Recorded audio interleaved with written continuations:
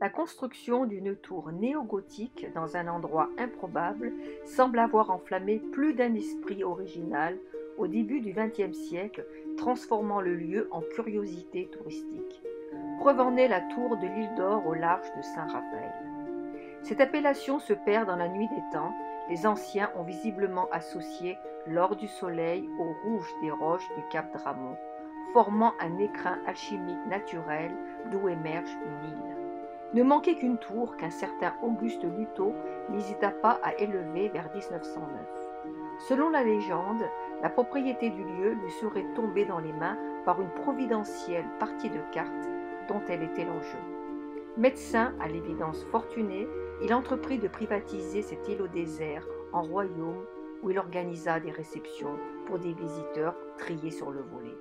Il frappa même monnaie sous le nom d'Augustus Ier.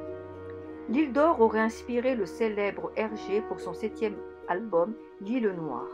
La couverture de la première édition de 1938 reflète la configuration du lieu. Pour répondre aux impératifs de son éditeur britannique, Hergé modifia en 1966 le graphisme et rajouta une seconde tour de style écossais en adéquation avec le récit. À partir de 1962, l'île est vendue à François Bureau et, à ce jour, appartient toujours à cette famille. Propriété privée, elle est fermée au public ou contournable en bateau.